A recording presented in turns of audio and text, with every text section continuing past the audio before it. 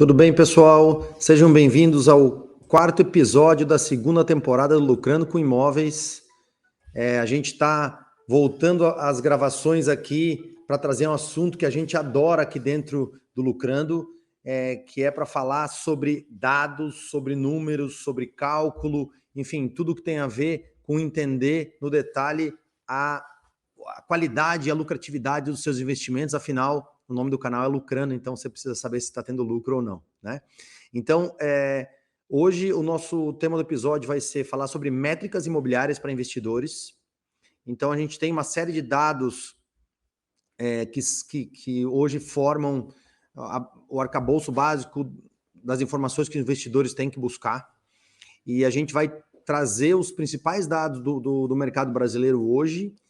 E, como cereja do bolo, a gente vai trazer uma plataforma criada por, inclusive, uma pessoa que segue a gente aqui do Lucrando com Imóveis. Ela vai falar da história um pouco depois, mas a Larine, que criou a plataforma Métricas Imobiliárias e que tenta simplificar e trazer de forma mais concisa dados que não são facilmente encontrados em outros pontos. Então, a ideia hoje é a gente passar pelas principais fontes de dados do mercado imobiliário e explicar com detalhes e apresentar para vocês a plataforma Métricas Imobiliárias, e tentar trazer um pouquinho de familiaridade em relação a buscar dados, em relação a onde a gente encontra as informações desse mercado, tá bom?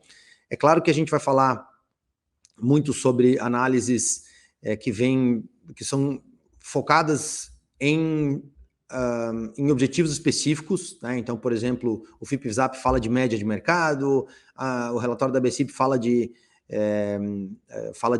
financiamento imobiliário, que é o assunto deles, né?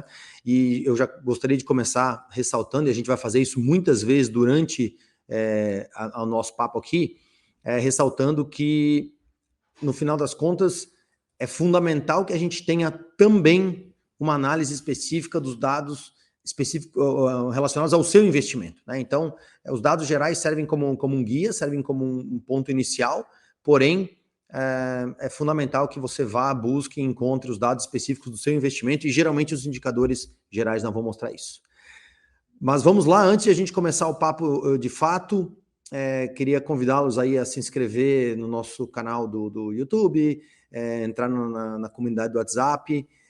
As descrições estão aqui dentro da caixa de comentários, então busquem. A gente tem uma comunidade bem bacana no WhatsApp, da qual inclusive a nossa convidada de hoje faz parte, falando sobre questões relativas a investimento de imóveis, né?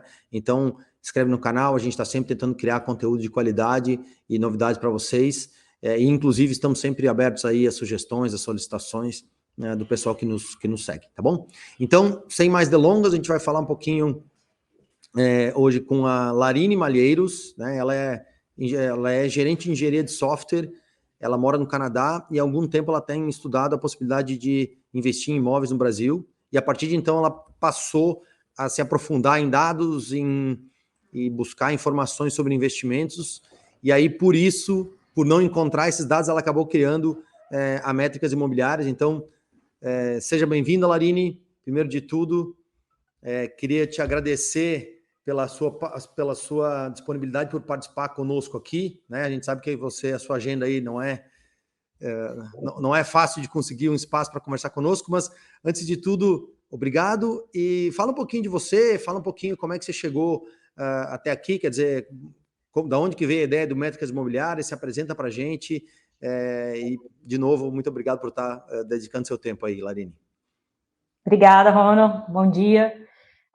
Então, meu nome é Larine Malheiros, sou mestre em Engenharia Elétrica da Universidade de Brasília, sou gerente de engenharia de software em uma empresa no Canadá, investidora de imóveis, participo lá do grupo do WhatsApp do Lucrando e fundadora e criadora do Métricas Imobiliárias. Então, vou falar um pouquinho sobre a plataforma, da onde veio a ideia, né? Então, basicamente, por que imóveis, né? Eu acho que por que eu tive esse interesse? Eu acho que o número 1 é a segurança, que eu estava atrás, é uma forma de diversificação de investimento, no meu ponto de vista, muito seguro, porque todo mundo precisa de lugar para morar. É diferente de você investir em ações, no qual você está sujeito a coisas que estão fora do seu controle, como, por exemplo, a empresa pode falir, ou então tem corrupção envolvida. Então, acho que você tem muito mais controle se você investir em imóveis, né? Segundo ponto que me fez ficar interessada em investir em imóveis é o potencial de valorização, que a gente tem um déficit habitacional no Brasil, também temos no Canadá, e também, por exemplo, eu investo em Goiânia, porque é a minha cidade natal, e a gente tem um crescimento muito atrelado a um setor econômico do país, né? Então, por exemplo, Goiânia, todo mundo sabe que está atrelado ao setor do agronegócio. Então, por exemplo, a gente sabe que o agronegócio cresceu bastante nos últimos anos no Brasil, consequentemente, Goiânia teve uma valorização aí atrelada a esse setor econômico. E terceiro e último ponto, sim, seria a proteção familiar, todo mundo sabe herança, dar uma segurança para a família aí. Então, todos esses pontos não, eu quero investir em imóveis. Tá, e agora? Como? Então, eu entrei em contato com alguns corretores em Goiânia e eu senti que eles conheciam muito bem a região deles, a região que eles representavam, e eu sentia que eles sempre tentavam me vender coisas que estavam no portfólio deles, não necessariamente no melhor interesse do investidor, que no caso era eu, mas do ponto de vista deles. Então, eu pensei, eu tinha várias perguntas que eu não tinha resposta, né? Por exemplo, quais são os bairros mais rentáveis? Qual que é o preço médio de aluguel, o preço médio de venda? Para esse determinado bairro, vale mais a pena short stay, long stay? Qual que é a diferença de preço de aluguel e venda para um quarto, um estúdio, para 2 quartos? Então, eu tinha várias perguntas que eu não tinha resposta, né?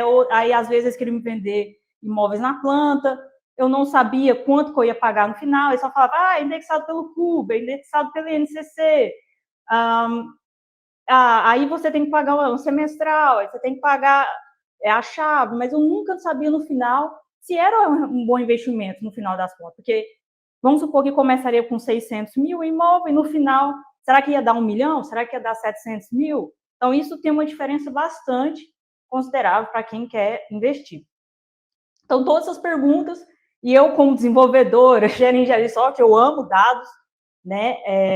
Então, eu acho que hoje a gente faz parte do processo evolutivo, a gente automatizar a análise de imóveis, eu acho que isso é um setor que está um pouco, pelo menos do meu ponto de vista, precarizado, que a gente tem que automatizar, porque a gente sabe que algoritmos, eles analisam muito melhor os dados, maior quantidade de dados em menos tempo. Então, eu acho que, por isso que eu pensei, não, vou criar um algoritmo, métricas imobiliárias, para nos ajudar a fazer a análise imobiliária, sem nenhum bias de corretor imobiliário, sem nenhum bias pessoal, eu cresci nesse bairro, nessa cidade, vou investir aqui. Não, então é tudo baseado em dados. Legal, muito bom. É isso aí. Eu acho que, de fato, várias das coisas que a Larine comentou aí é o que a gente busca aqui no Lucrando com Imóveis, desmistificar ou trazer informação de mais qualidade. Na própria MySide a gente tem um foco grande nisso, mas sem dúvida, uma área precária, uma área onde não há com facilidades, dados objetivos para guiar o investidor, né? Então, a ideia hoje, pessoal, é que a gente vai passar um pouco, nós vamos falar a cereja do bolo, quer dizer, lá no fim nós vamos apresentar o Métricas Imobiliárias para vocês, mas antes de chegar no Métricas Imobiliárias, a ideia é que a gente vai mostrar um pouquinho do que existe de dados dentro aí do mercado brasileiro como um todo, né? E eu vou começar falando sobre o relatório Focus. Então, deixa eu até puxar aqui a tela para que a gente possa olhar. Deixa eu fazer um share da minha tela aqui para vocês, só me dá um segundinho. A ideia é passar pelos principais dados disponíveis, tá? Para que vocês possam ter uma ideia de como isso funciona. E falar um pouquinho sobre esses principais indicadores. E como eu falei, eu vou começar com o relatório Focus. Deixa eu ver se ele já está na tela aí, Nick, você já vai ver, só me dá um segundo. Tá aí. Então, o Focus, que é essa planilha aqui cheia de números, é um relatório do Banco Central, tá? Em que se busca trazer a visão futura da macroeconomia do Brasil, tá? Então, dos principais indicadores. Então, dentro do Focus, o que a gente encontra, né? A gente encontra os indicadores de inflação, IPCA, né, que é a meta de inflação do governo, só que a gente sempre está olhando para frente, tá? Então, o Focus, por exemplo, atual, que é esse que eu estou compartilhando aqui, ele está mostrando o ano de 24, o ano de 25, de 26 e de 27, né? Então, ele tenta projetar, aliás, ele projeta o IPCA para todos esses 4 anos, perdão, né?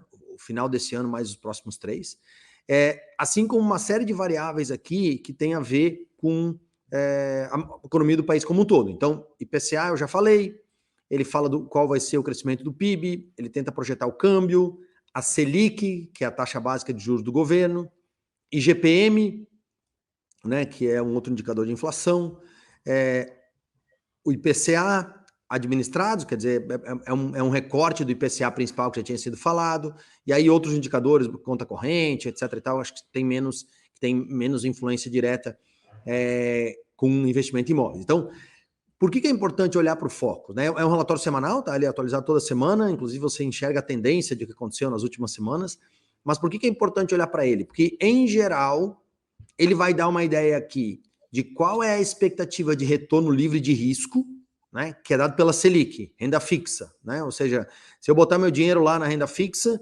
quanto que é a expectativa que isso renda em 24, 25, 26, 27? Então, que vai cair aí de o que hoje é 10, ou a expectativa é que esse ano termine em 10,25, e depois ele vai cair para lá 9 nos próximos 3 anos, 9,25 e 25, e cair lá para 9 em 26 e 27, né? Qual que é a expectativa de inflação? Então, para você que é investidor em imóveis, a previsão aqui é do IPCA, né, que é a inflação geral. Porém, o que a gente costuma utilizar o IPCA como base para o que deve acontecer lá com o INCC ou o CUB, que são basicamente a mesma coisa, que são os indicadores da variação do custo da construção civil, né? Então, o Focus ele serve muito para isso, assim, para olhar para frente e entender o que o mercado acredita que vai acontecer nos próximos anos, né? E, essencialmente, ele serve para a gente tentar comparar como é que estão os meus investimentos, ou como estarão meus investimentos em imóveis comparados com os outros investimentos, ou comparado com os indicadores básicos da economia, né? Então, Larine, eu não sei se você costuma olhar aí para o relatório Focus, se é o que você tem familiaridade, mas acho que a dinâmica aqui vai ficar legal se você falar um pouquinho das dúvidas que você tem, quando você estava buscando investimento para você mesmo aí na região de Goiânia, se você olhou para esse tipo de relatório, ou se esse tipo de dúvida estava aí, fala um pouquinho olhando para esse tipo de indicador macroeconômico geral, quais são as dúvidas e quais são os pontos que você buscava mais quando você estava olhando para você mesmo. Não, legal, isso é legal. Pois é, eu acho que o relatório Focus ele traz muito para a gente ter uma direcionalidade dos dados, né? Mas a gente ter uma tendência do que está acontecendo no mercado. O mercado está aquecido ou não, está otimista ou não. Como no seu exemplo aí, por exemplo, a gente vê que há 4 semanas estava 3,99 e hoje está 4,02. Então, significa que a gente está tendo um cenário não tão legal, vamos dizer, do ponto de vista, né? Então, o mercado está esperando que vai aumentar a inflação nesse caso. Então, a minha expectativa era sempre assim, eu olhava o IPCA e penso, o imóvel, a gente vai falar agora, né, sobre o relatório FIPZAP, o imóvel tem que valorizar, a cidade tem que estar valorizando pelo menos acima do IPCA, para eu ter ali a minha valorização do imóvel, pelo menos acompanhando a inflação, senão eu estou perdendo dinheiro. E a taxa Selic, como todo mundo sabe, atrelada para quem quer financiamento bancário, então você sabe ali se está mais ou menos na hora ou não de investir baseado na taxa de juros. Então, foi isso que eu utilizei, que eu tenho a minha ideia aí sobre o relatório Focus. Legal. Acho que é uma coisa que é bem bacana, se o nível de primeira análise em relação ao relatório Focus é isso mesmo, é o IPCA e a Selic, né? São esses 2 pontos.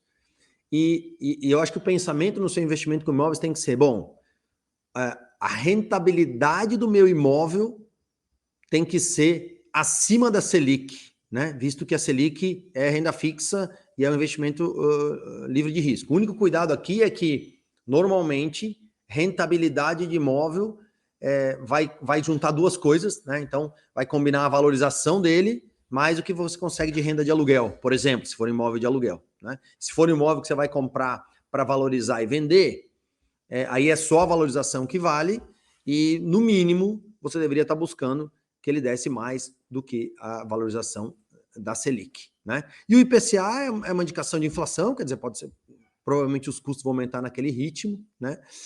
Então, ele serve para ser uma boa previsão do INCC, por exemplo, ou ele serve para dizer, olha, na economia do país as coisas vão se valorizar pelo menos nesse ritmo, né? Então, claro, a expectativa é que o seu imóvel valorize pelo menos nesse tom ou nesse ritmo, provavelmente mais do que isso, né? Legal, então falamos de relatório Focus. O relatório Focus, eu acho que a gente está numa seara bem macroeconômica, né? Utilizado para muitas coisas, não somente para imóveis, claro, né? Só uma coisa que eu queria adicionar, Ronald, você fez um ponto muito legal, que é o imóvel mais o aluguel seria ideal que ele valorizasse mais que a Selic. Porque senão você investiria no Tesouro Direto e aí pronto, seria muito mais fácil, você não teria dor de cabeça. É isso aí. Então, em geral, se você está olhando um investimento qualquer, você vai sempre ver a Selic como a taxa de rentabilidade mínima esperada, porque senão você colocaria no título do governo, que não tem risco, e você vai receber pelo menos a Selic, ou a Selic mais um pouquinho, né? Então, a expectativa sempre é que o seu investimento, seja ele qual for, mas nos imóveis também esteja acima da Selic. Essa é a regra básica aí, né? Legal, então falamos um pouquinho de relatório Focus. Agora a segunda fonte de dados que a gente vai conversar aqui, e que é de longe a fonte mais conhecida e mais detalhada de imóveis no Brasil, que é o índice FIPZAP, né? Deixa eu botar ele aqui na tela também, para que vocês possam olhar em conjunto. Então, como o próprio nome já entrega, o FIPZAP é um relatório construído em conjunto pela FIP, né? É a mesma FIP que faz lá a tabela por exemplo, de preço básico de imóveis, de automóveis, né? Tabela FIP de automóveis. E o índice FIPZAP, ele é construído pela FIP em conjunto com a DataZap, que é do Zap Imóveis, né? E basicamente o que ele se propõe a fazer é ter um acompanhamento sistemático dos preços do mercado imobiliário. É assim, de longe é o relatório de referência para esse tipo de cálculo. Inclusive, a Larini vai falar daqui a pouco, mas os dados do FIPZAP estão dentro, a Larini faz lá um condensado lá do FIPZAP no Métricas Imobiliárias, né, na plataforma dela, que ela vai falar daqui a pouquinho. Mas é o relatório de referência, então ele mostra esses 3 principais índices, que é o índice de preço de venda, o índice de locação, que vai falar dos aluguéis, e o índice comercial, né? Então, a gente vai falar aqui um pouquinho, vou mostrar um pouco do índice de venda e locação, né? Deixa eu até abrir aqui já o índice de venda. Então, tá vendo? Ele tem atualização mensal, um relatório, tá? Ele vai todo mês você vai ver que tem uma atualização dos dados, e eu vou abrir aqui para a gente dar uma olhada em conjunto no residencial de venda do mês de julho, tá? Deixa eu só compartilhar a tela certa aqui, que eu preciso parar essa e compartilhar a outra. E aí, com isso, a gente vai... vocês vão ver que é um índice super detalhado, né? Acho que eu compartilhei o próximo índice, se você puder colocar na tela, por favor. Ele mostra um índice super detalhado de vendas. Então, você vê, é um relatório que foi publicado no mês de julho, mas, na verdade, ele é referente ao mês de junho, né? Acabou de ser publicado. E ele tem um índice bem detalhado aqui, desde o que é destaque, desde o preço médio por cidade, até o resumo por cada uma das cidades que eles analisam, né? Na prática, eles olham para 50 cidades do Brasil todo, né? Tem a metodologia detalhada, inclusive, dentro do site da FIP aqui, se vocês tiverem interesse em conhecer, tá? Aí eles dão uma geral dos destaques, né? Como mais ou menos no estilo de qualquer outro tipo de relatório, né? Eles vêm e mostram quais foram os destaques, o que chamou atenção, qual que é o balanço. Então, isso aqui é bem legal porque essa parte do FIPZAP aqui, que é a primeira, que é o destaque do mês, ele dá uma ideia da temperatura, e aí a gente já está saindo da macroeconomia lá e está entrando exatamente no que o pessoal acredita que vai acontecer com imóveis, tá?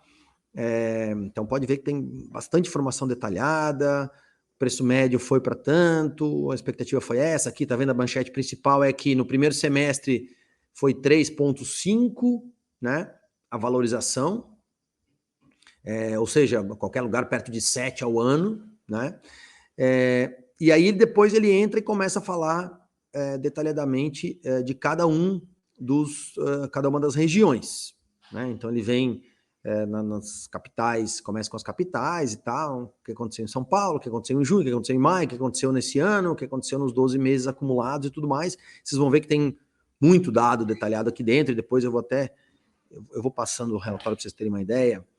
E depois ele chega no local que ele compara o preço médio do metro quadrado por cidade, né, vindo da maior para menor aqui. Você vê que a gente tem uma grande variação dentro do Brasil, para vocês terem uma ideia.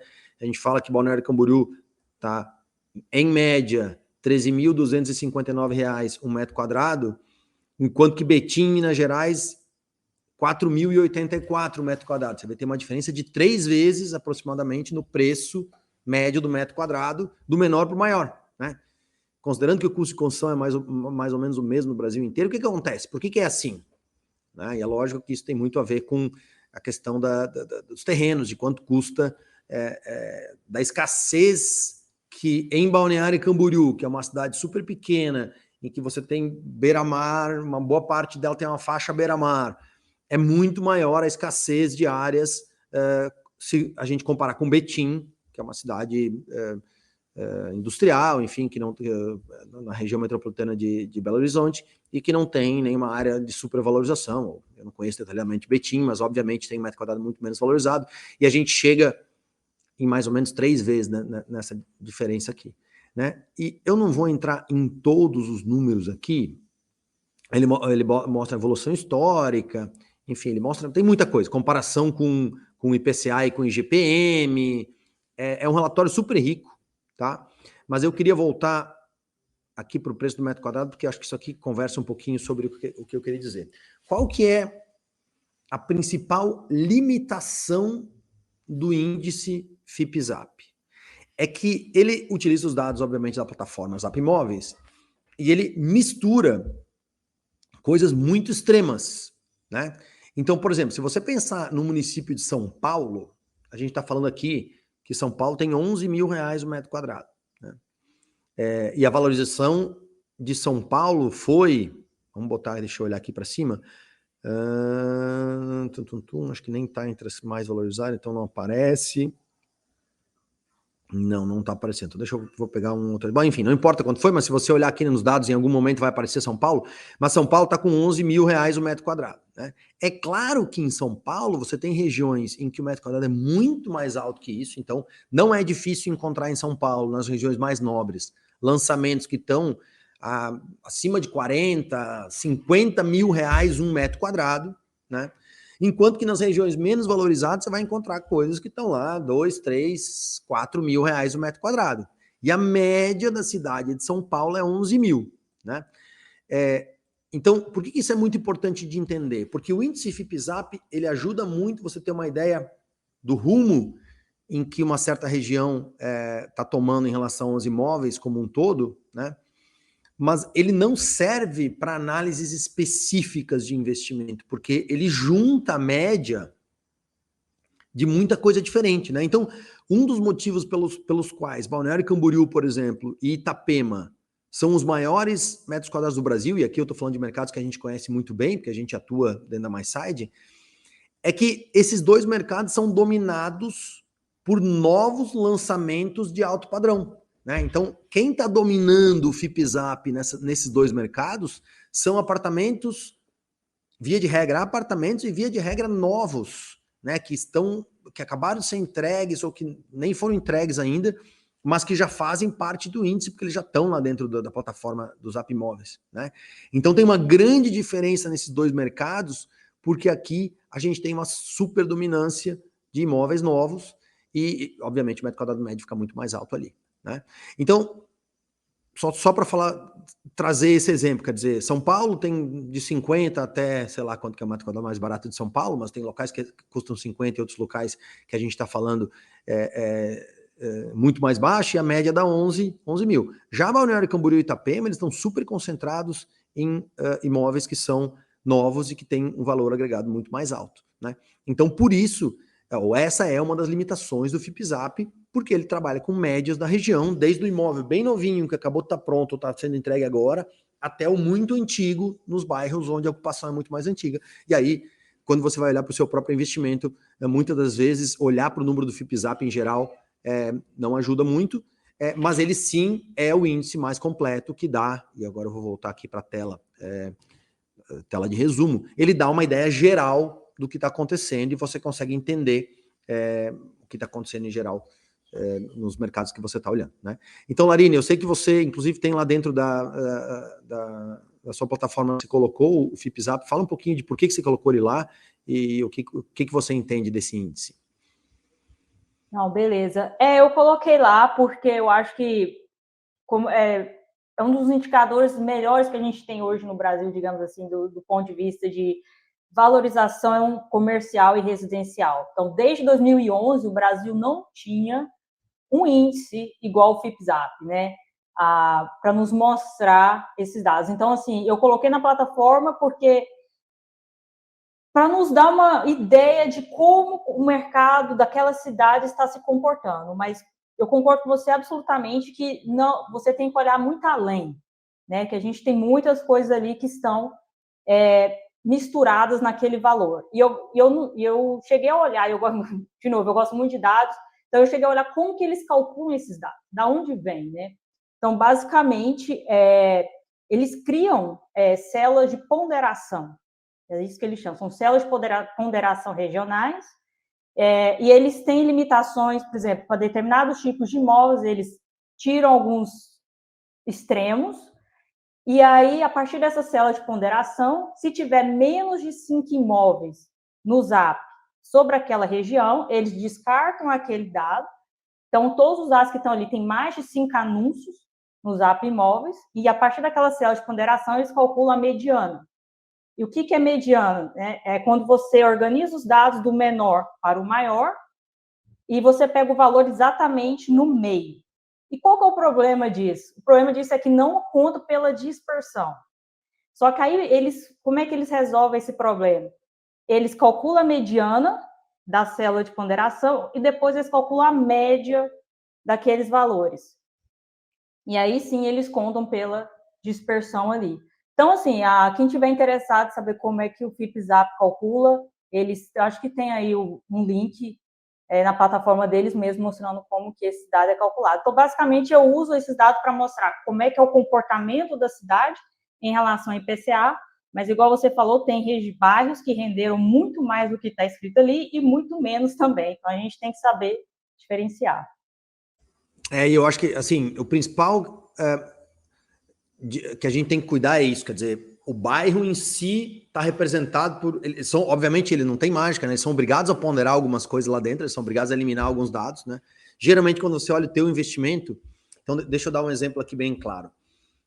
Até deixa eu botar na minha tela aqui, por exemplo, da mesma forma que a gente mostrou, aquele relatório do FIPZAP era o de venda, né? Eles têm exatamente igual falando de locação. Então, ele está dizendo, olha, na média, o aumento da locação foi de 1,25% em maio, né? Quer dizer, o aluguel subiu em maio, tudo isso, e aí depois ele entra de novo e fala sobre todas as regiões. O relatório é bem parecido, a diferença é que a gente está olhando para índice de aluguel, ao invés de preço de venda, né? Então, começa com as cidades, inclusive São Paulo aqui aparece com o que mais aumentou, ou um dos que mais aumentaram, 1,28, mentira, não é o que mais aumentou não, mas é um dos que mais aumentaram, e depois ele entra como, exatamente igual o de venda lá, ó. Ele mostra qual que é a média ponderada das 25 cidades, o que aconteceu no metro quadrado de aluguel médio, 1 dormitório, 2 dormitórios, 3 dormitórios, 4 ou mais, né? Então, uma coisa que a gente já sabe, por exemplo, uma informação que ele te dá aqui muito óbvia, né?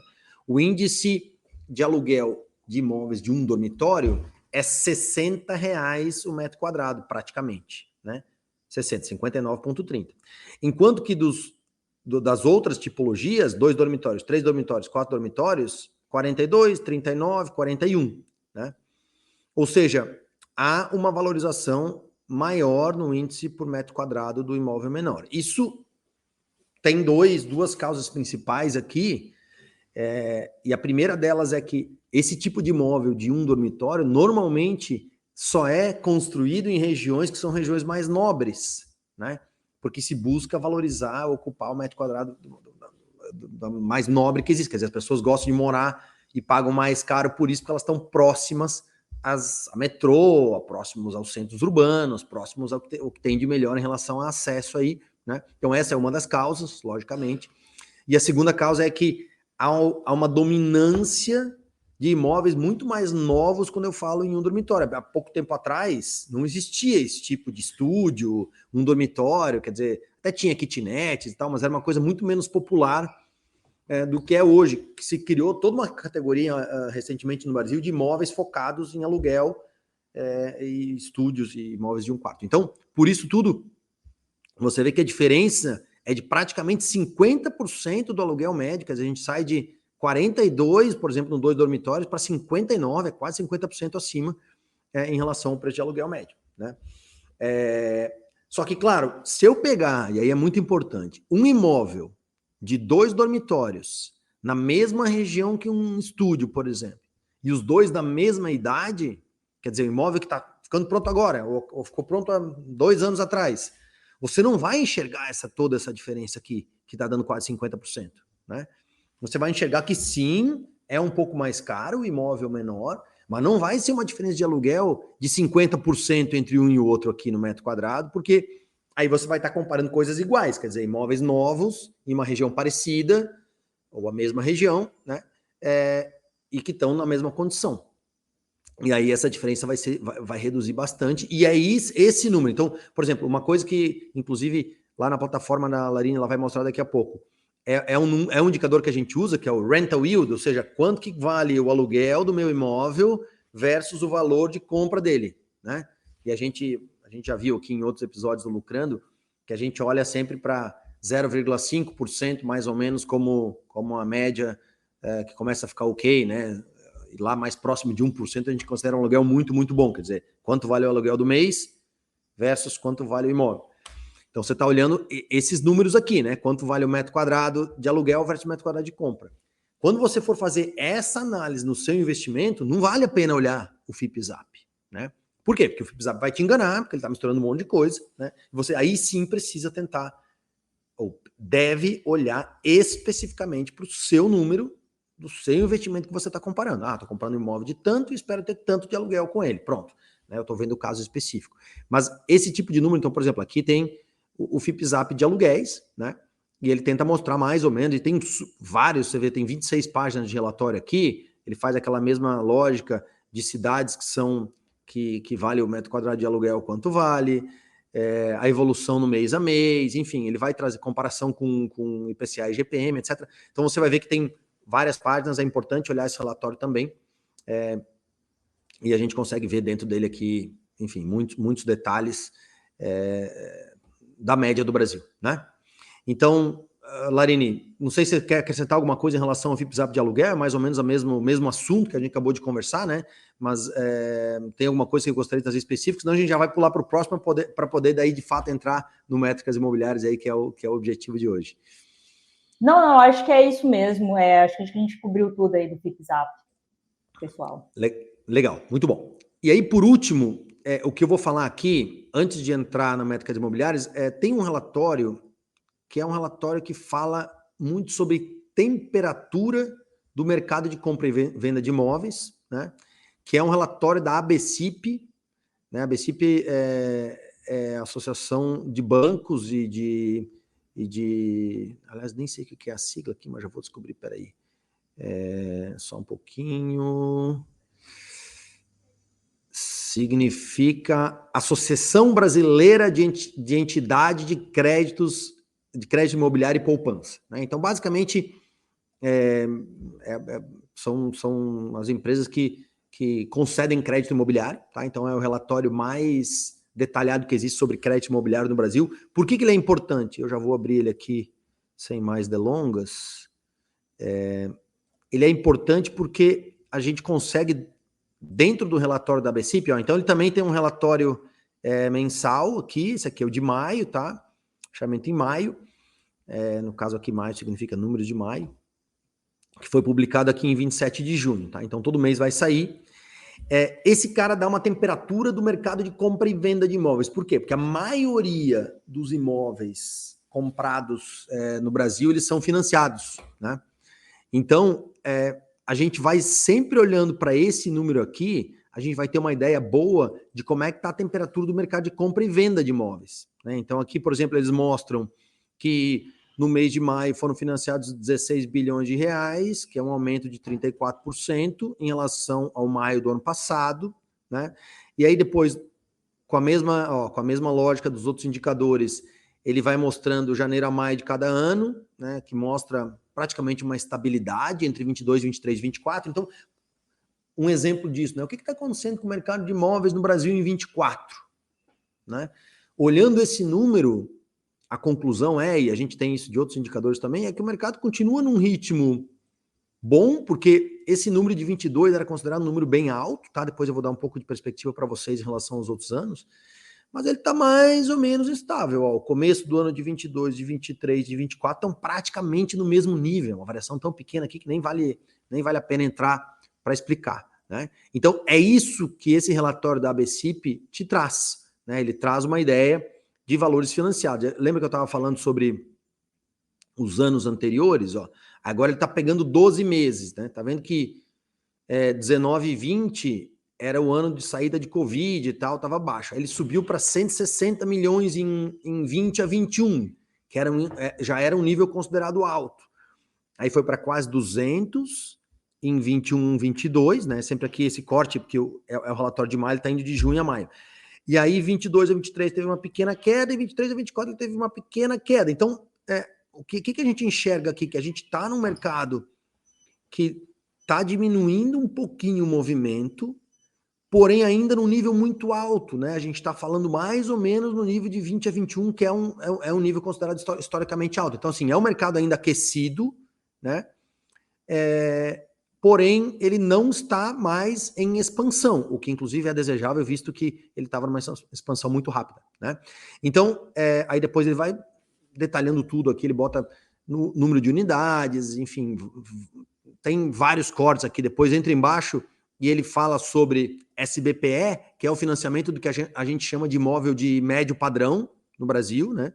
Aí ele mostra quanto que tem de poupança, quanto que se captou. Então, no Brasil, a gente utiliza, geralmente, a origem dos recursos de financiamento do médio padrão é da poupança, né? Que é o que se chama de SBPE.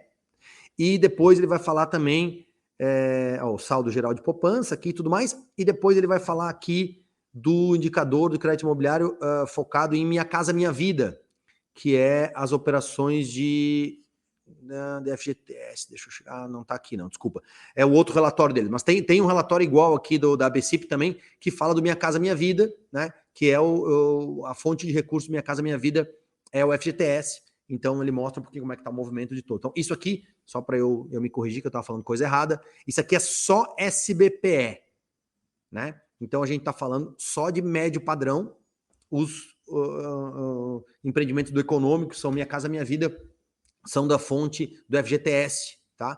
E é um número diferente, até porque o Minha Casa Minha Vida tem uma dinâmica muito diferente do mercado normal. Geralmente, isso também é legal falar, geralmente quando a gente está focado em analisar o mercado como um todo, a gente olha para o SBPE, porque o Minha Casa Minha Vida ele é muito definido por ações do governo, o governo abre ou fecha e tal, então não é uma boa indicação, Minha Casa Minha Vida não é uma boa indicação do mercado, inclusive a gente não recomenda de jeito nenhum utilizar imóveis Minha Casa Minha Vida como investimento. Por quê? Porque você fica muito à mercê da dinâmica do governo. Não é o mercado que controla o que acontece no Minha Casa Minha Vida, né? Então isso é uma coisa muito importante. Minha Casa Minha Vida serve para financiar moradia, habitação. Não entrem nunca em imóveis do Minha Casa Minha Vida para investimento, porque, eu vou dar um exemplo claro, e aí não importa quem está ao lado de qual governo, mas pensem que o ciclo dos imóveis é sempre, a gente está falando aí de 5 anos, mínimo 3, mas geralmente a gente fala um mínimo de 5 para olhar, né? E aí imagina que sempre, 5 anos, você sempre tem uma troca de governo, né? Obviamente, visto que a duração de um mandato são só 4 anos. Então, por exemplo, o governo do Bolsonaro era um governo que restringiu muito Minha Casa Minha Vida, do Lula abriu, né? Então, você não sabe quem vai ser o próximo presidente que vai ganhar, e se o seu ativo depende de uma ação do governo para definir quanto ele vale, você vai ter um problema muito sério se o próximo governo resolver restringir o Minha Casa Minha Vida, porque os imóveis que são Minha Casa Minha Vida, o preço deles não é definido por uma dinâmica natural de mercado, mas sim por quanto o governo permite que seja financiado Minha Casa Minha Vida, né? Porque tem aquele público depende dessa fonte de financiamento. Então, é muito perigoso utilizar imóvel da Minha Casa Minha Vida como investimento, né? Às vezes a pessoa olha e fala, nossa, foi muito bom, porque teve uma super expansão do Minha Casa Minha Vida e o meu vizinho comprou lá e ganhou muito dinheiro. É verdade, né? Mas ele deu muita sorte, porque exatamente naquele momento foi quando o governo subiu Minha Casa Minha Vida. Claro, se você fala assim, eu estou apostando que o próximo governo vai acelerar o Minha Casa Minha Vida, aí tudo bem, aí pode ser uma decisão de investimento que faça sentido. Mas, em geral, a gente não gosta de recomendar, porque são coisas que ficam muito fora do nosso controle. O mercado de médio padrão, né, que aqui a gente representa pela SPPE, é um mercado que tem uma dinâmica mais natural, né, que depende mais de oferta e demanda, né? Então, bom, isso é sobre a ABCIP. Eu não sei se você quer complementar alguma coisa, Larine, sobre a ABCIP, se é uma coisa que você olha nos teus investimentos aí ou não? Não, na verdade, eu nunca olhei e eu até aprendi com você sobre essa sigla aí. Bem legal, foi aprendizado para mim também. Legal. Bom, e agora, sem mais delongas aqui, deixa eu interromper o meu compartilhamento aqui da tela. Agora a gente vai entrar no Métricas Imobiliárias, então eu vou passar o controle da apresentação para a Larine aqui. E como eu vou me repetir, mas só para dar rapidamente a introdução, a Larine, há um tempo atrás, como ela explicou, ela estava buscando dados sobre o mercado imobiliário, ela não encontrou no formato e na qualidade que ela esperava, né? Algumas dúvidas, e aí ela criou Métricas Imobiliárias. A gente é super fã do que ela tem feito aí, acho que é uma iniciativa muito legal, e aí ela vai apresentar para a gente agora que tipo de métrica ela está olhando lá, que tipo de análise a plataforma já faz, e aí aproveita ela para fazer uma propaganda da sua plataforma, acho que é bem legal e é uma iniciativa muito, muito bacana. Beleza, obrigada, Ana. Então, vou compartilhar minha tela aqui. Nicole, será que dá para puxar ela aí? Aí, beleza, obrigada. Então, a plataforma completamente gratuita. Eu sou muito ativo lá no grupo do WhatsApp do Lucrando, e aqui eu coloquei as principais cidades do pessoal do grupo, né, que me pediram, muita gente de João Pessoa, Maceió, Fortaleza, Salvador, Recife. Então, basicamente, eu quero começar apresentando a plataforma do ponto de vista de Larine, investidora que quer investir em Goiânia, né? Então, aqui a gente pode fazer umas análises. Então, eu tenho análise para short stay, long stay. A gente vai falar um pouco depois sobre a valorização, sobre os índices de FIPZAP que eu coloquei. Mas vamos supor que eu quero investir em Goiânia, um apartamento de 1 quarto e 1 banheiro, né? A plataforma também te ajuda a decidir se você quer investir em estúdio, 1 quarto, ou se investir em 2 quartos ou outros tipos de imóveis. Mas vamos supor que eu quero um apartamento de 1 quarto e 1 banheiro. Então, primeiro eu vou começar olhando, ver se compensa o short stay, né? Que é o por temporada.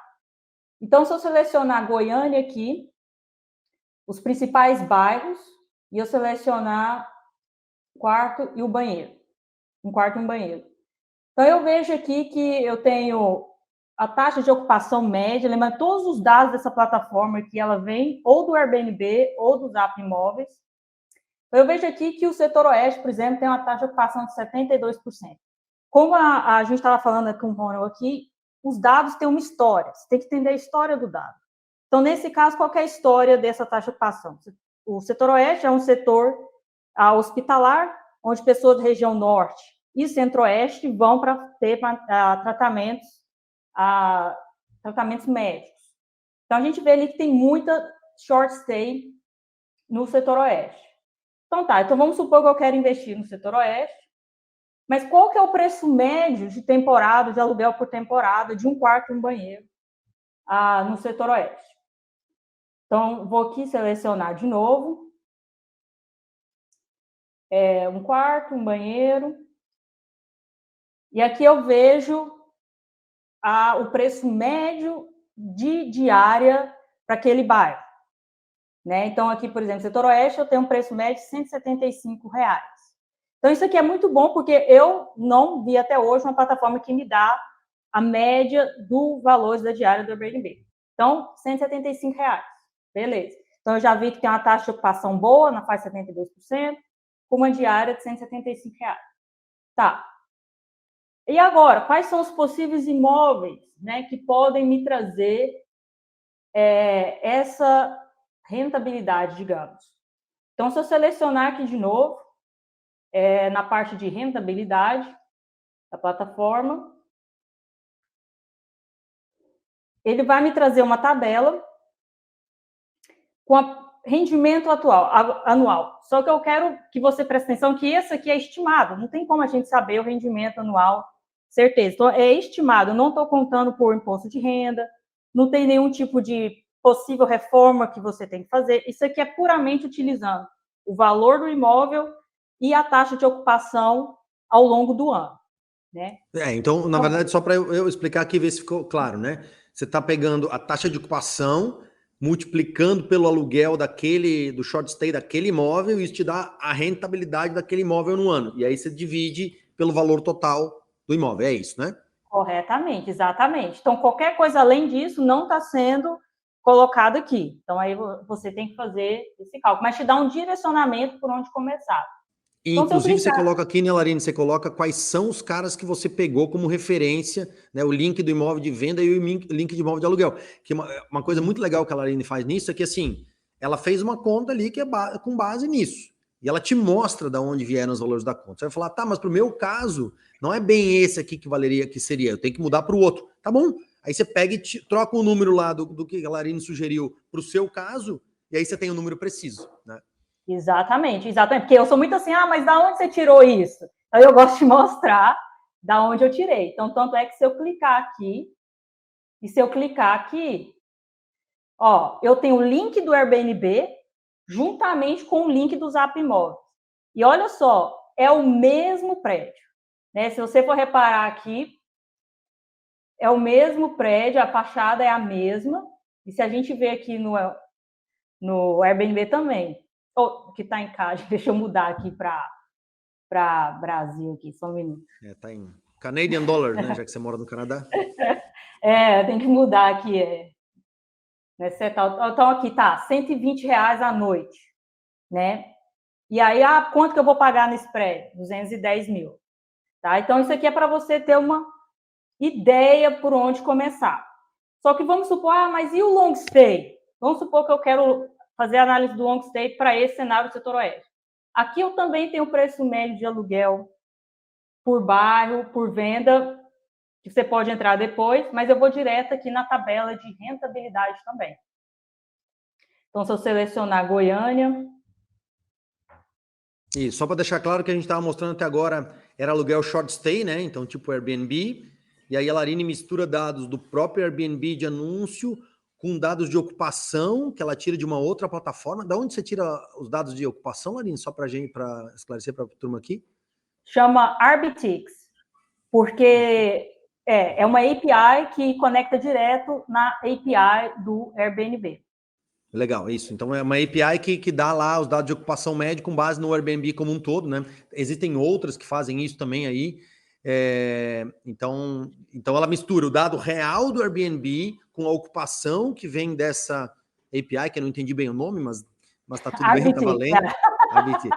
E aí ela faz a conta contra o valor de compra do imóvel. E isso era do short stay. E agora no long stay, como é que fica? Aí você não considera mais ocupação, né, no long stay, porque o contrato já é anual, certo?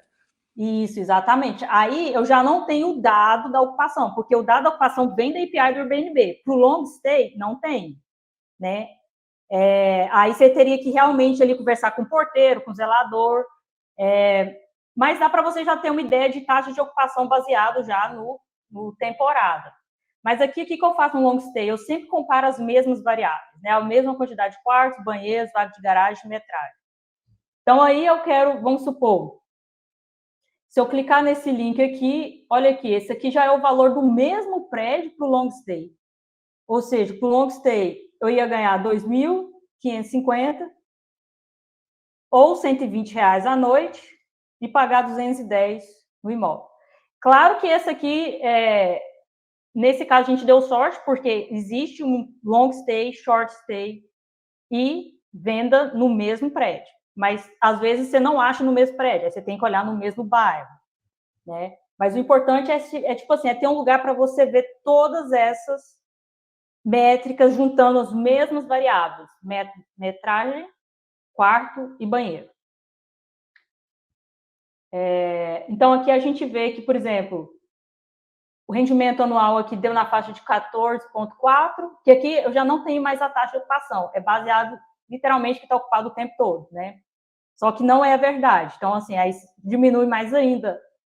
Mas é importante notar que o rendimento long stay é menor do que o... esse aqui é o long stay, 13,6. O rendimento long stay é um pouco menor do que o short stay.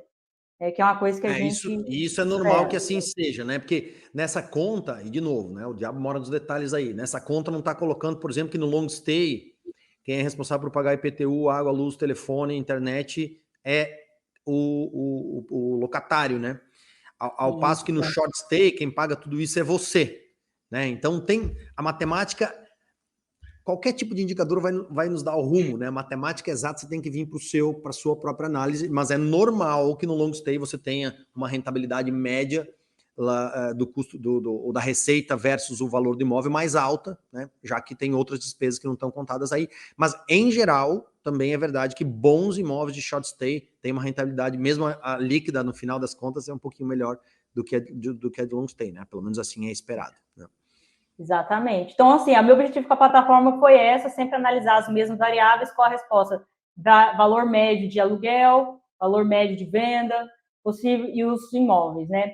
E aqui eu coloquei a valorização acumulada, né, das cidades. Isso aqui você pode pegar a cidade direto da fonte, como o Rono mostrou, direto na tabela FIPZAP, mas eu coloquei aqui mastigado, como eles dizem, né, por cidade. Os anos anteriores aqui, comparando o IPCA, no modo de gráfico, o valor da FIPZAP com o IPCA, por exemplo, se eu selecionar Goiânia, eu vejo que Goiânia aumentou muito mais do que o IPCA, Maceió também. Se eu selecionar aqui, por exemplo, São Paulo, eu já vi que não. Então, assim, mas é igual que a gente explicou no começo do episódio, que é com o quanto que o FIPZAP vai te informar sobre a tendência. Coloquei aqui também basicamente, aí só para deixar claro, você tá basicamente puxando os dados lá do FIPZAP, você não faz nenhuma manipulação nele, você simplesmente coloca numa apresentação mais gráfica e mais agradável para quem está utilizando, mais direta, né? Exatamente, para ficar mais fácil você ver a tendência. Aqui eu coloquei uma calculadora de imóvel na planta, né? Igual eu falei no começo, eu não tinha esse cálculo.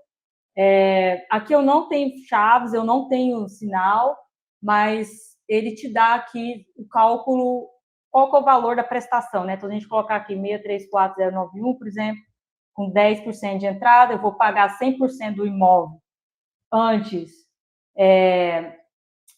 de quitar, vou quitar 100% antes da entrega, e aí você coloca qual que é o valor médio do CUB, que foi esse valor aqui nos últimos 12 anos. Você pode mudar os valores aqui para o que você quiser, mas se eu deixar esse valor aqui e calcular, você tem um valor das parcelas e até o final, a última parcela de quase R$18 mil e o final do imóvel 669, sendo que ele começou com 634. Então, isso aqui, e lembrando, plataforma de graça, o pessoal aí para vocês testarem e me avisarem. Se tiver alguma dúvida, é só mandar um WhatsApp lá no Lucrando para mim. O telefone está lá. Muito legal, muito legal. Eu acho que tem bastante coisa legal dentro da plataforma da Larine. Ela tá mexendo ainda nela, colocando coisa nova. A gente vê o pessoal indo lá, fala, coloca a cidade fulana, põe o ciclano. Inclusive, nessa questão de valorização, a gente tem dentro do grupo do Lucrando uma planilha que a gente faz de Excel, que não tem uma interface tão legal quanto a Larine, mas que faz um cálculo, tem algumas variáveis a mais. Então, eu acho que é muito isso, assim, a gente tem que... Quem está preocupado em investir com imóveis e ganhar dinheiro tem que buscar se informar e olhar para os números de uma forma mais séria, né? Para para exatamente como a Larine falou no início, não é uma questão, o corretor me fala tal coisa e eu acredito nele, não. O meu amigo me falou, meu tio me disse que ganhou muito dinheiro no imóvel lá, então vou eu também investir. É entender os números, né, entender os indicadores, é isso que a gente tenta o máximo possível pregar aqui no Lucrando, porque a gente sabe que esse é o único jeito de investir com responsabilidade, tá? Com certeza. Bom, agora, como cereja do bolo aqui, a gente vai chamar o Douglas para falar com a gente rapidinho. Nick, se você puder colocar o Douglas no ar aí, por favor. Então, pessoal, além de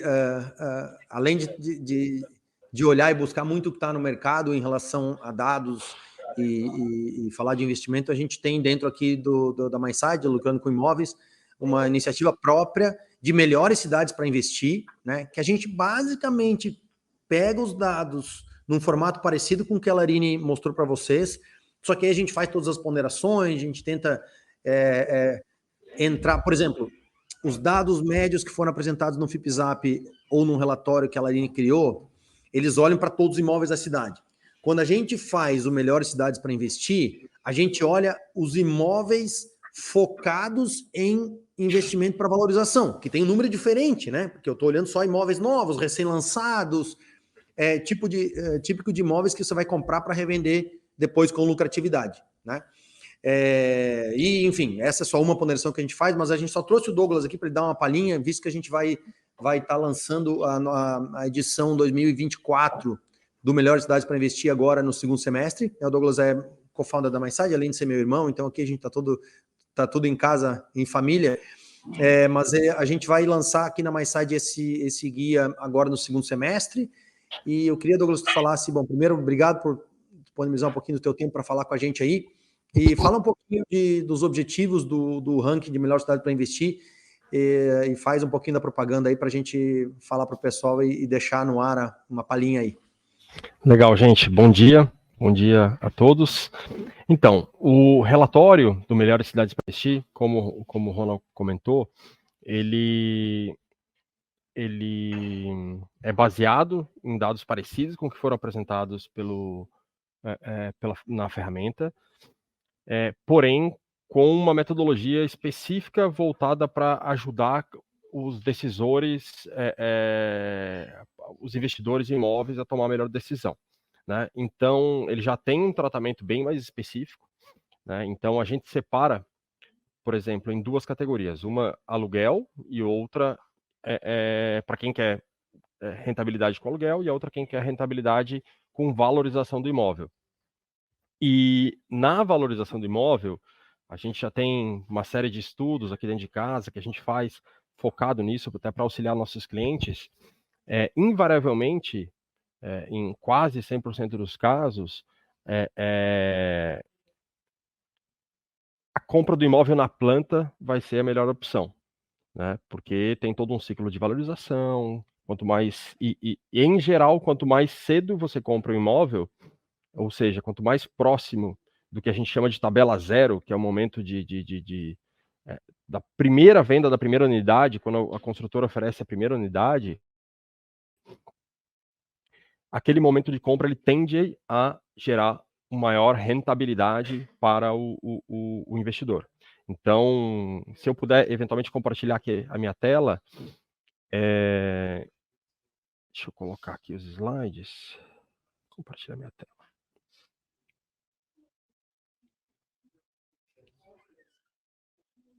Deixa eu colocar aqui que vou mostrar para vocês um pouquinho. Nem que só tem que liberar aí, mas... Já estou online, né? Isso, então, assim, a gente analisa muito do momento da venda do imóvel. Então, do momento da compra, perdão, do imóvel. Então, por exemplo, se o investidor comprar no que a gente chama aqui início da venda, cota terreno, em teoria, ele está comprando no melhor momento, que vai dar a possibilidade de ele participar de todo o ciclo de valorização. Se ele comprar aqui no que a gente chama de lançamento oficial, ele já perdeu o primeiro aumento de preço, mas ainda assim ele tem uma grande possibilidade de valorização. Depois, e os preços dos imóveis na planta, eles tendem a evoluir à medida que as unidades vão sendo vendidas. Por quê? Porque as construtoras têm o que eles chamam de gatilhos de preço. Então, à medida que a construtora atinge um certo percentual de venda dos imóveis, eles fazem um repique de preço, eles dão um aumento um pouco maior no preço das unidades. Então, a partir do momento, se vocês olharem aqui, unidades vendidas,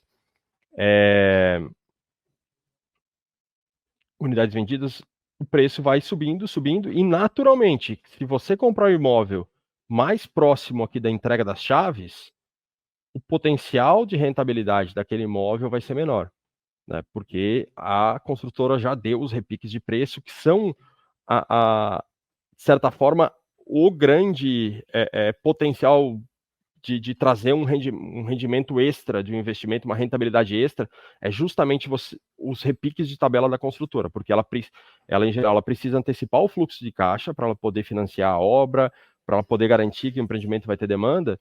Então, ela oferece preços mais atrativos no começo, e uma vez que ela já garantiu, que ela já tem uma noção que aquele produto está vendendo bem, ela vai aumentando o preço, obviamente, para aumentar a margem dela na incorporação, e fica menos atrativo para investidores. Então, no nosso estudo, aqui só passando um pouquinho esse estudo ele foi feito de forma privada para os nossos clientes em 2023, e agora a gente vai abrir, vai divulgar na atualização de 2024 para todo o mercado, tá? Então, a primeira edição dele foi em 2023, ele foi exclusivo para os nossos clientes, e utilizando os dados do FIPZAP, então, ele está bem completo, ele tem várias, super detalhado em relação a como são feitas as premissas, vou passar bem rápido aqui para mostrar só os... então, tem o ranking de aluguel, as melhores cidades, valorização, tipologia, a gente faz uma análise também, dando algumas dicas, o que pode ser bom ou ruim no momento de investimento, tentando também tirar mitos que existem no mercado. A gente fala das cidades principais do ranking, para explicar um pouquinho, né, o que tem que saber, quais são os pontos de atenção, né, não é porque a cidade está lá no topo do ranking que é o momento correto de investir nela, né, e não necessariamente, como já foi falado, qualquer tipo de investimento naquela cidade vai ser o melhor investimento, né, então tem vários poréns. Mas indo direto ao ponto aqui, vou mostrar o nosso ranking aqui de valorização, como que a gente faz ele aqui, tá? Então aqui tem um ranking de valorização que ele faz uma seguinte simulação. Se eu comprar o imóvel em julho de 2018 por R$500 mil, qual o valor que o investidor teria de saldo se vendesse em junho de 2023? Então vou dar o exemplo aqui de Itapema. Se o investidor tivesse comprado em 2018 e vendesse em 2023, ele teria um saldo final de R$1.230.000, ou seja, teria um rendimento total de 723 mil, que significa uma rentabilidade de quase 20% ao ano. Se a gente comparar aqui nesse mesmo período, os outros principais indicadores de investimento de mercado, ele é muito superior, né? Então, chega a ser o dobro do que o indicador do Ibovespa, o indicador geral do Ibovespa, e muito superior aos outros. Então, assim, coisas que vocês vão notar aqui. Poxa, a renda fixa não deu só 7% ao ano. De fato, não deu. Por quê? O que a gente está fazendo aqui? Nesse indicador, a gente já desconta tudo aquilo que impacta no bolso do investidor, para deixar ele realmente um cálculo 100% transparente e limpo do que você vai ter de rendimento. Então, por exemplo, já é descontado aqui o imposto de renda. Né? Então, tem investimentos que são isentos de imposto de renda, tem investimentos que são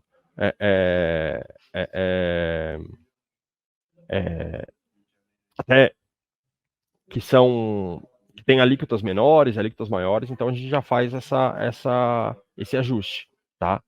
E outras coisas. Então, qual que é o cenário que a gente calcula aqui? A gente calcula um cenário considerando que o investidor comprou o imóvel na planta no melhor momento possível. Né? Porque se eu sou um investidor qualificado, eu vou buscar uma oportunidade no momento correto. A gente sempre orienta, não vai comprar naquele momento por um impulso que você vai diminuir sua rentabilidade. Vamos achar a oportunidade correta, para que você tenha a rentabilidade mais alta. Então, não quer dizer que todo investimento vai dar isso. Tem que ser o investimento certo, no momento correto, no local correto, que há a possibilidade. Então, todo aquele rendimento que a gente tem no nosso estudo, de quanto que é possível trazer de investimento na planta, a gente embute aqui. E a gente coloca também a evolução do preço do FIPZAP como um acréscimo, a gente desconta aqui todos os custos que a gente vai ter com taxa de corretagem, com os impostos, com ITBI, com tudo que for os custos da transação em si, para que você entenda exatamente... E o imposto de renda nesse caso também, porque tem imposto de renda sobre ganho de capital, né? Exato, imposto de renda sobre ganho de capital. Legal. Então, nesse cenário, a gente considera que a gente vende o imóvel exatamente no momento que foi feita a entrega das chaves, num ciclo, né, de 5 anos, tá? Isso aí. Bom, na verdade aqui era só uma palhinha que o Douglas, o objetivo hoje era trazer uma palhinha sobre isso, mas de novo, por que eu quis que a gente falasse sobre esse assunto aqui ainda no mesmo dia que a gente estava conversando com a Larine? É porque tem uma série de... Vocês veem que esse já é um outro tipo de indicador que a gente está criando, focado daí nos investimentos específicos. Depois tem o ranking de aluguel também, a gente basicamente divide entre valorização e aluguel.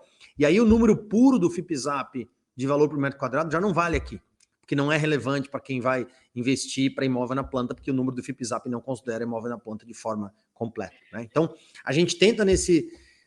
por que a gente trouxe isso? Depois vai ter provavelmente um episódio aqui do Lucrando a Ideia, que não o próximo, mas o posterior seja só para falar desse ranking, né? A gente quer apresentar nos mínimos já detalhes. Atualizado, né? Já atualizado para o ano de 2024 daí. Nos mínimos detalhes, por que a cidade fulana é melhor que a ciclana, o que a gente considerou aqui.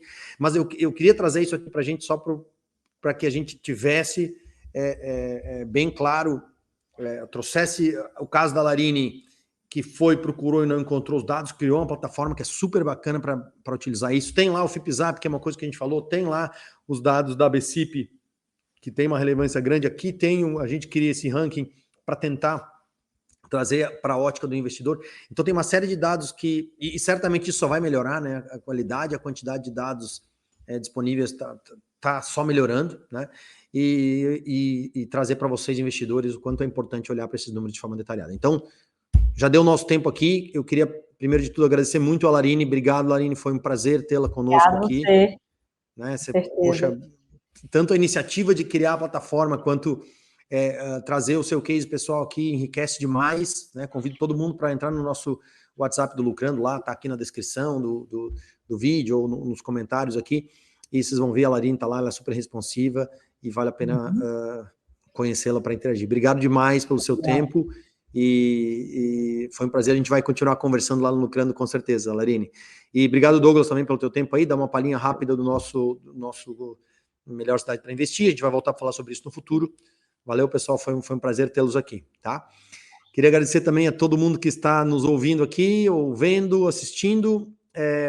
Próximo episódio, nós vamos falar sobre um tema que é focado em burocracias, leis e regras para o investimento em imóveis. Então vai ser um tópico jurídico, né, no 5º episódio, explicar que tipo de taxa que se paga, como, que você tem que se preocupar em relação a quando comprar um imóvel, da documentação de histórico dele, enfim, questões jurídicas de compra e venda de imóveis que muitas vezes são muito relevantes. Então esse vai ser o nosso episódio número 5, tá? Convido vocês a ficar de olho nos nossos canais aqui, porque em breve a gente vai anunciar a data dele, tá bom, pessoal?